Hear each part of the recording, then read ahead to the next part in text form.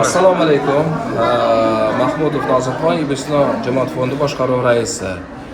Murod Shifo Ne'matiy kompaniyasi va shu tashkiloti Xalq obati klinikasi bilan bir necha yildan beri hamkorlik qilamiz va bizni birlashtirgan O'zbekiston fondi bilan Murod Shifo Ne'matiy Xalq obati klinikasi bilan birlashtirgan yagona maqsad va platforma bu Abu Ali ibn Sino merosi va shu Abu Ali ibn Sino ishlatgan uslublar va Abu Ali ibn Sino ishlatgan shu giyohlar, minerallar va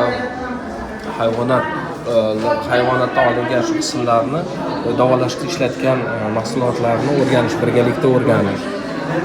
Yulduz opa bilan mana bir necha marta ko'rishdik, uchrashdik va hamkorlik bitimini, memorandumini imzolashni rejalashtirdik.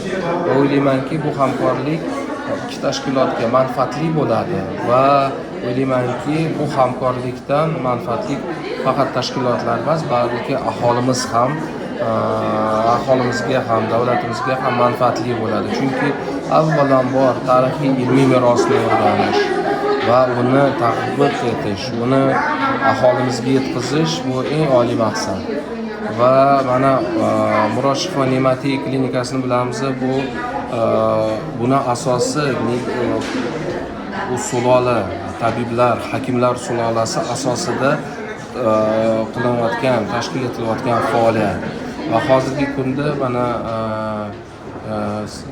Yulduzxon opa, sizga katta rahmat. Shu avloddan avlodga o'tib kelayotgan an'analar merosini siz aholimizga manfaatli ishlatib kelmoqdasiz va shu orqali ham O'zbekiston merosi jonlantiryapsiz va aholimiz orqali sizni klinikangiz orqali mana bugun suhbatlar davomida klinikalar kengayishini eshitib xursand bo'ldim. O'ylaymanki, hamkorlikda ham ilmiy amaliy hamkorlik qilamiz va ijtimoiy tibbiy birgalikda loyihalarni ishlab chiqamiz va birgalikda shu el, xalq, aholi uchun manfaatli birgalikda xizmat ko'rsatamiz va o'z nomimni O'zbekiston jamoat fondi tomonidan Murod Shifo Ne'matiy jamoasiga faqat muvaffaqiyatlar tilayman. Va shu fursatdan foydalanib, mana shu olib borayotgan faoliyatingiz uchun O'zbekiston jamoat fondining nufuzli O'zbekiston mukofotini taqdim etishga ijozat beramiz.